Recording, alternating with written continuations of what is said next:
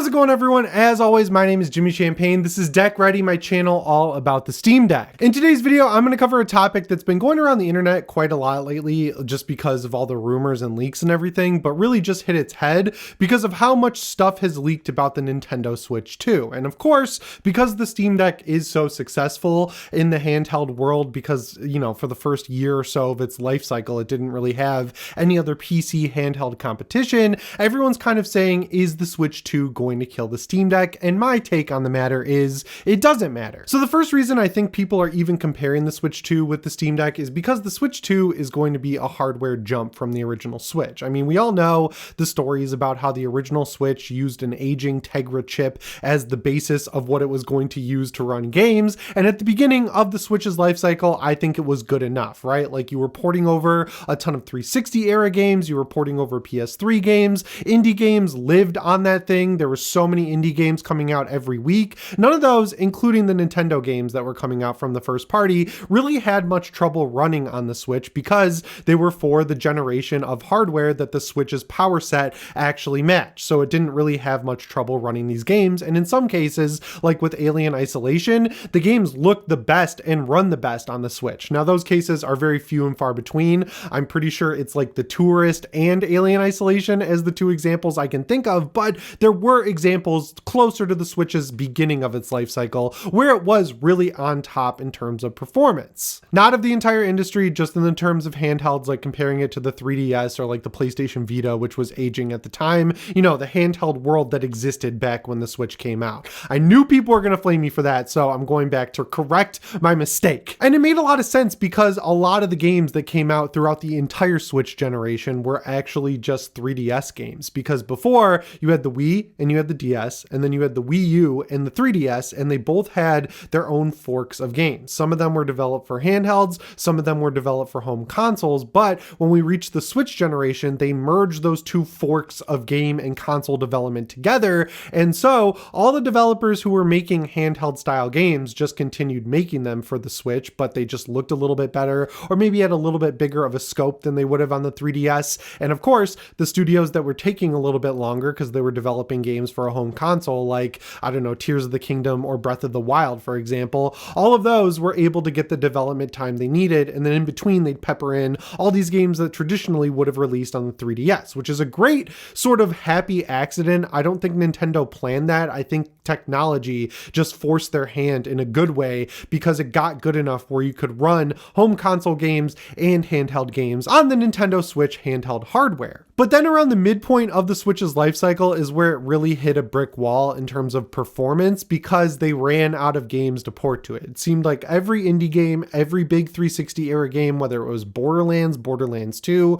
Resident Evil Revelations, Revelations 2, Resident Evil 0 remake, Resident Evil 1 remake, like there were so many ports that came over, including stuff like Dragon's Dogma Dark Arisen, that they hit that wall where they were like, crap, we're out of 360 and PS3 era games, so they started to try porting over PS4 era games, and that didn't work very well. The games either looked crappy, couldn't hold 30 FPS. You'd see these videos going up on Digital Foundry where the focus was like, wow, it's actually running this old game really good. The focus shifted to, it's amazing that this game is running at all, but they're selling those games for 30 or 40 bucks a piece, so I just hopped off the system entirely. And right around that time is when the Steam Deck was announced, and it was like a breath of fresh air because even though you couldn't run technically without emulation all of these Switch games that were exclusively made by Nintendo, it kind of ate the Switch's lunch in terms of being able to run not only 360 and PS3 era games really well, but it could also run PS4 era games as well. And they ran them really good. Like back when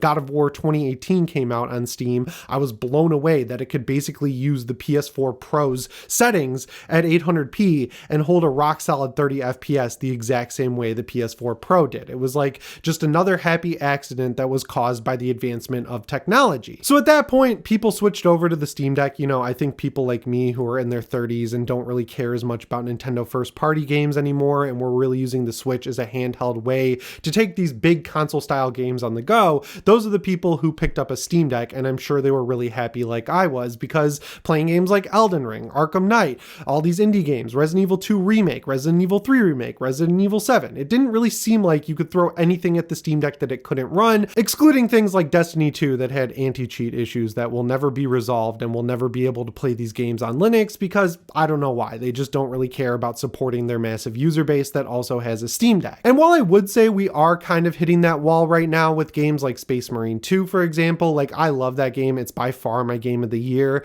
I tried playing it on the Steam Deck and it's not even close to a playable experience. Like it's cool that the online features are there, but it's basically a 25 FPS game. And knowing that even the ROG Ally can't hold 30 FPS, I'm fine just playing that on my PS5 and my main gaming PC. I would love to be able to play it on the Steam Deck, but if they continue with the multiplayer updates and everything like that, and it's a game I'm still playing in a few years when the Steam Deck 2 comes out, I feel like that handheld will be perfectly made once again for games that are 2 to 3 years old, like Space Marine 2 will be then. Outside of those few examples, I mean, everything seems to run on the Steam Deck. Even the new Unreal Engine 5 version of Silent Hill 2 that has major stuttering issues on Windows PCs and even on the PlayStation 5, you definitely take a graphical hit having to run it all the way down at low. You might have to mod in FSR 3.0, but you can get it up and running and it looks and runs great and it doesn't stutter, very similarly to the situation with Elden Ring, where if you play it on PC or PS5, there's a ton of slowdowns and stuttering, but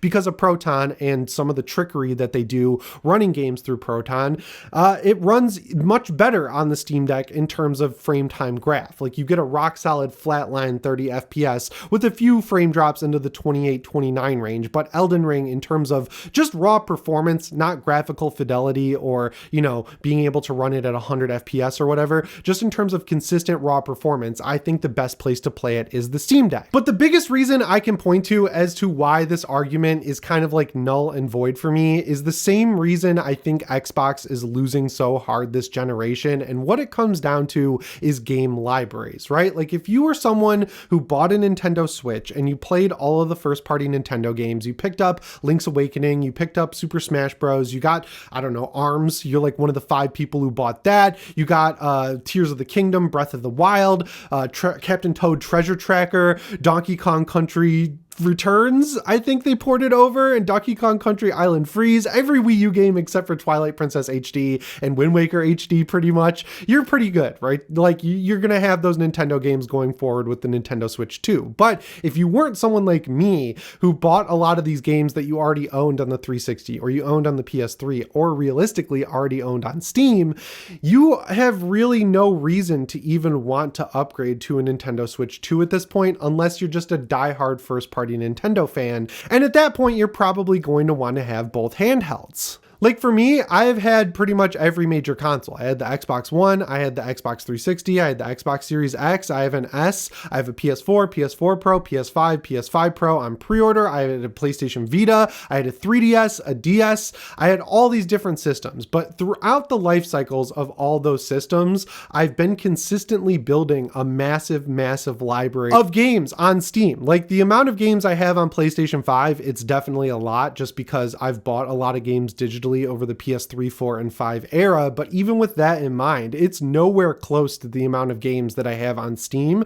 and I've even double dipped on a lot of the games that I own on PlayStation on Steam because they go on sale so much, right? Like if you wait a couple years, you can go down the Christmas sale list, and there's those games that you're like, I liked playing this at 30 FPS on my PS4 Pro or my PS5, I liked playing it upscaled from 720p, but I want to be able to run it at 1440p, high settings, 60 FPS. Oh, it's $10 right now on the Christmas sale, may as well just grab it and add it to my account. And that's the one thing I don't think Nintendo can really compete with, because despite the fact that they finally got the third-party ports they desperately wanted during the Wii and Wii U generation because the Switch could run all those games that they missed out on, I don't think the library on the Switch comes anywhere close to the amount of games you can buy and have been able to buy on Steam for over a decade at this point. Like, it's just never going to compare. So for me, someone who's older, I have a lot more responsibilities. Like I have a job now where I talk about video games, which takes up a lot of my time. I do 6 videos a week and I'm working on a new movie channel with like hour-long videos that's going to take up even more of my time. I also have a car I like working on. I'm into this Warhammer mini painting. I think I'm at the point where I'm just happy to not buy the latest and greatest Nintendo console. This generation, it's been great with HD games from the Switch, but just the caveats you have to live with to be able to play games like Link's Awakening, how it doesn't frame lock to 30 FPS, it runs uncapped. So in the open world, it's between 28 and 50 FPS, and then when you get in a dungeon, it rises to 60, and plenty of other examples just like that. It really does feel like when I'm playing on the Switch, the end of the Vita days when we were getting ports of games like Resident Evil Revelations 2, that it was cool to have them on the console, but I like let the hype get into me. I would buy the games, boot them up, and then I'd want to return them and be unable to because I either bought them digitally or, you know, they were new games that I opened so the store wouldn't take them back. And with how well the Steam Deck runs games, whereas like with the Switch, the floor is like 15 to 20 FPS, the Steam Deck's floor for me is 30 FPS. And when I can get to that floor, it holds the frames completely consistently across the board. And then with indie games, whereas the Switch is now struggling with a lot of the indie games that are coming out, I was just playing Crow Country in bed last night, downloading games in the background, and I had a full 90 FPS with that game maxed out on the Steam Deck. So in my opinion, as long as games are going to come to Steam day one like they are in the Switch, I just don't really have a lot of need for a Switch 2. So while it is cool to see that the Switch 2 is allegedly going to support things like mega lighting and all these Unreal Engine 5 features, seeing how Unreal Engine 5 runs on consoles with its frame drops, its traversal stutter, the fact that games cannot hold 60 FPS, and then looking at the Steam Deck where I can run Unreal Engine 5 games at a rock solid 30 and I don't have traversal stutter or really any stutter at all, I'm fine playing games on that. I don't think I need a Nintendo Switch 2. But my friend Ray over at Xbox Ready, he might beg to differ. He's about to start a Switch Ready channel and I'm really excited for him, but we were thinking about doing it too, host, and I don't even know if I really care. I love the Steam Deck, I love my PlayStation, I love PC gaming, and right now I feel like that's about all the room I have in my life. And so when I see these articles saying the Switch 2 is going to kill the Steam Deck, I just don't think it's going to happen because they're running in completely different lanes and they have completely different audiences at this point. They both diverge so much that I think there's room for both in the industry. So if you're someone who wants to buy both, you'll have fun on both. You'll play your first party games on the Switch, your third party games on the Steam Deck. If you're like me and you don't really care about Nintendo first party games anymore, you're going to have a lot of enjoyment on just the Steam Deck. Or if you're a handheld person who has lapsed your fandom of handhelds, why are you even watching this video? I don't know why you're still here, because this video is like 15 minutes long and we're at the 14th minute and you're still here even though you don't like handheld games. So you're not even relevant to this conversation. But yeah, I'm curious what you guys think. Well, how does it make you feel when you see these articles about the Switch 2 going to kill the Steam Deck, or like the Switch 2 having features that'll make it so much better than the Steam Deck? Does it get to you? Does it bother you? Does it make you have buyer's remorse for your brand new Steam Deck OLED? Does it make you want to Switch 2? Let me know what you think down in the comments below, and remember to subscribe and set your notifications to all if you haven't already. As always, my name is Jimmy Champagne. I'll see you in the next one. Thanks for watching and shape on.